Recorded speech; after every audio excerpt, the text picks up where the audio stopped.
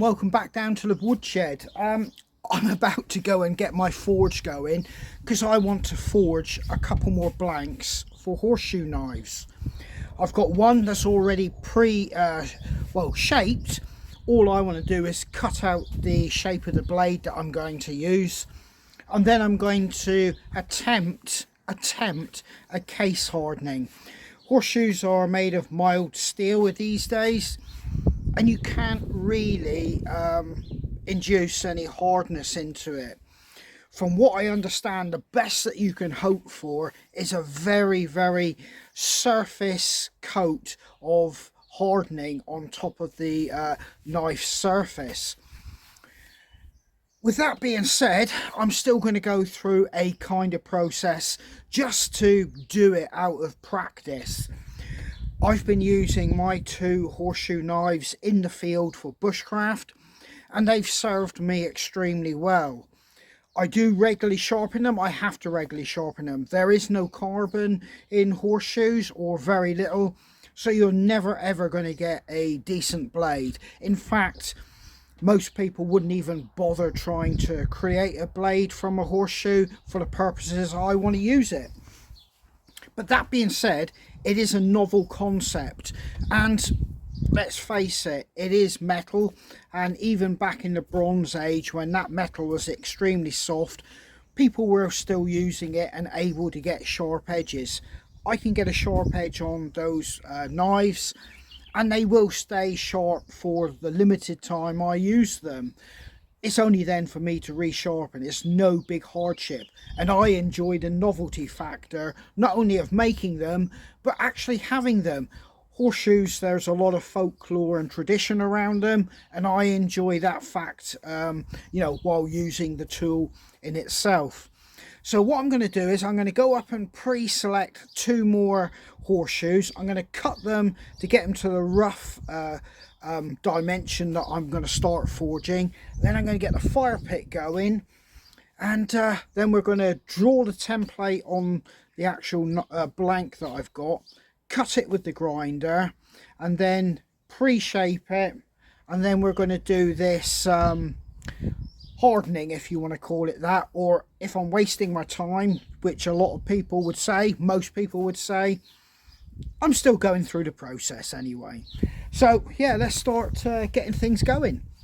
Lovely sunny afternoon, and yeah, I'm just going to enjoy doing this.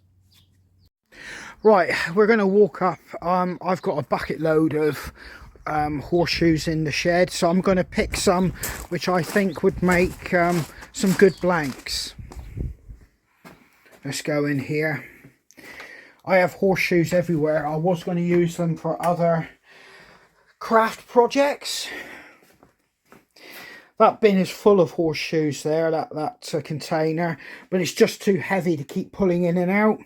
So I've got possibly, I don't know, 40 or 50 here. So I'm going to sift through these and select for suitability.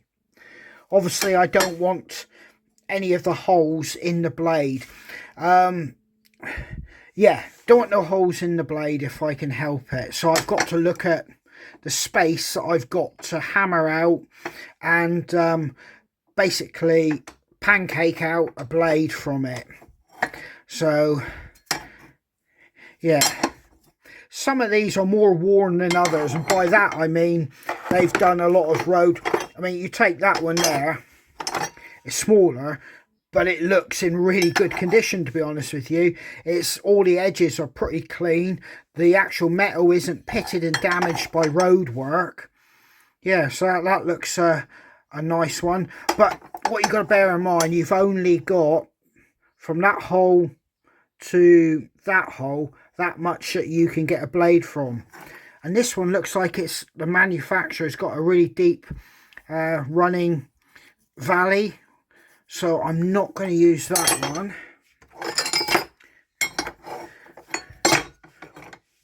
So there's a hole. It's deceptive. You've got to look. You can see those are covered with dirt, so you've only got from there to there for a blade. Right then, this is the evolution of my horseshoe knives. This one here is a reasonably thin horseshoe, or it was constructed from. Now, as you can see, I've actually designed this with an extremely pointed tip, and this is great for carving and doing detailed whittling and things like that. Fantastic for that. But I've got one here that's slightly heavier gauge. If you're wondering how that's part of a horseshoe that's been worn down. That's not what I've done to it.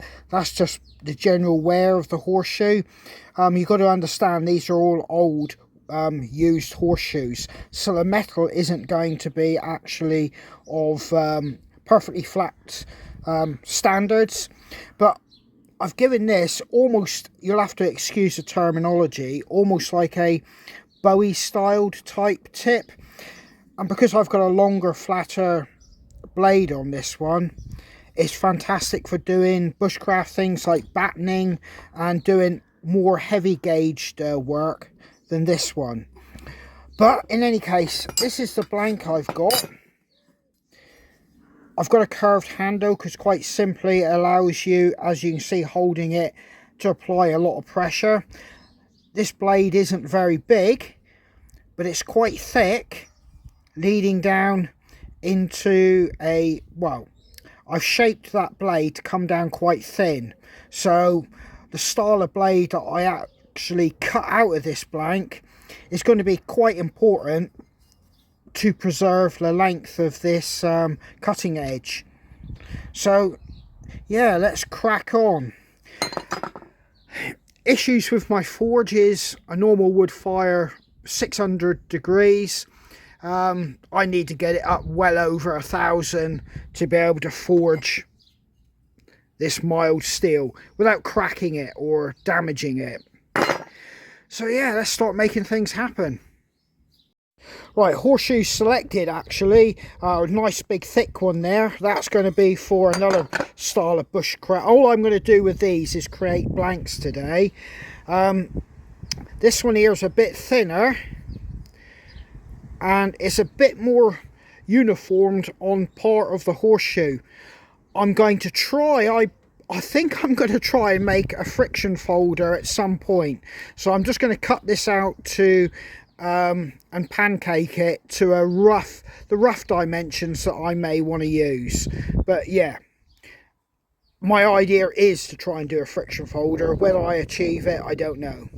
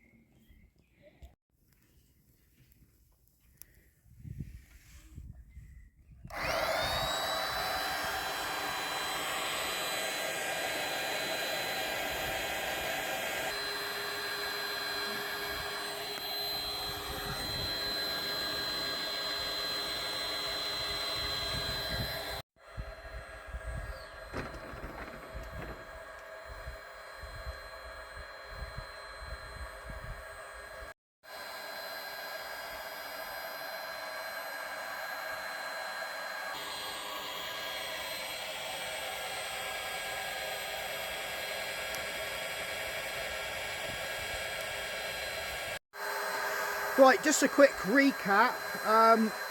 Well, we've obviously got the horseshoes in, heating up. They're starting to get to a temperature where they're going to like a cherry red. Once I get them to like a nice solid orange colour, or at least the parts of the horseshoe that I'm going to work, I can then start, well, basically forging them. This isn't a very efficient way to do it, but at least I can get the metal to a temperature that I can work. Nothing about this is professional. Right, I've got some water down. Once I get it to where I want to get it, I'm just going to quench them. The other knife I'm going to bring up to temperature, get it, you know, cherry red or orange colour, I mean. I'm going to quench it. It will have scale, it'll need to go through a complete clean-up process again, and obviously put an edge and everything like that. The best I could ever hope for is perhaps a slight bit of case hardening. It won't be hardened, there's no carbon. I think with mild steel you can get a if you quench it quickly, you can get a slight case hardening to the outer portion of the metal, but it's not a full harden. So even if I do get just a slight little bit of hardness, it would have been worth doing. Right then, let me get set up, drink my coffee, and I've got to start thinking about trying to forge these. I've got a horrible suspicion it may rain, it's looking black. Well, it was beautiful and bright, now I've got some dark clouds going over.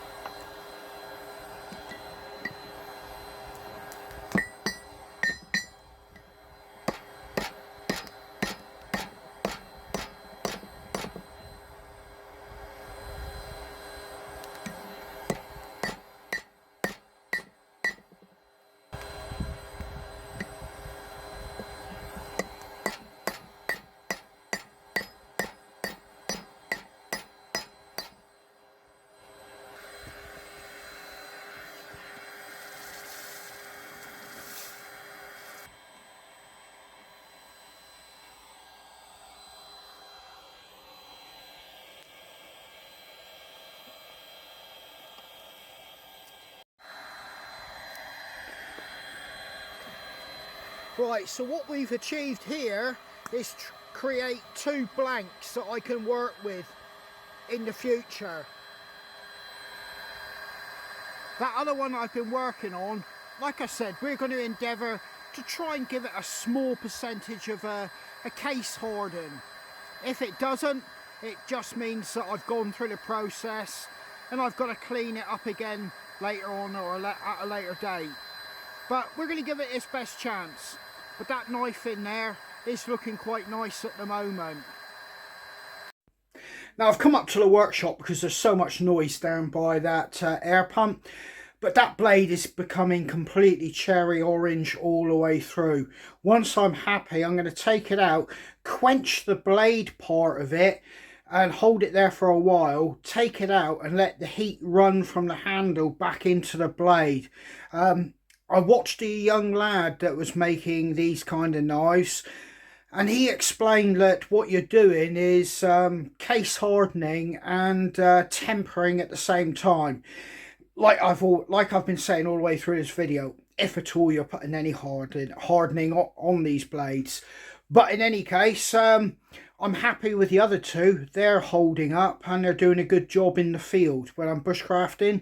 So I'm going to repeat the same process with this one.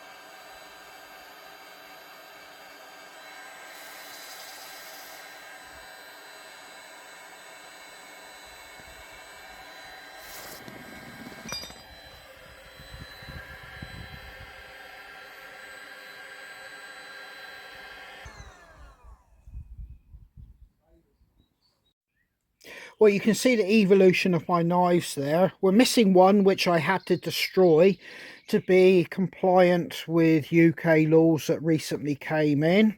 But nevertheless, that one there is become my workshop knife when I'm processing sticks. This one has become my current bushcraft knife and it's really performing really well.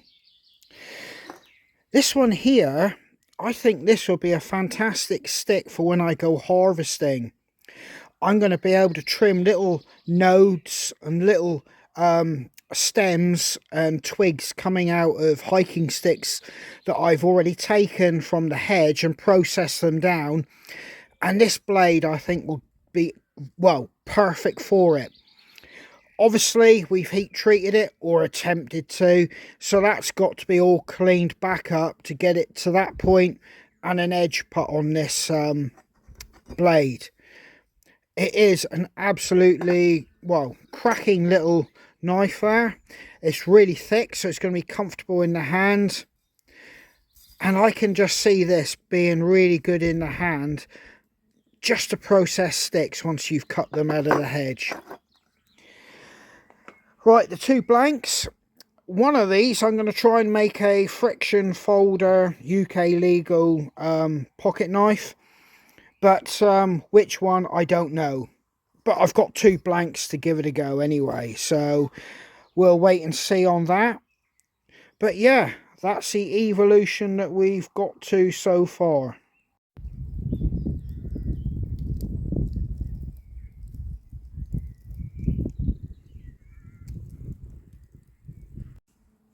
So yet again, thanks for coming along on a afternoon while I'm just whiling away some time in the garden with my family. You could probably hear the kids in the background running riot, but I'm down the bottom here out the way safe.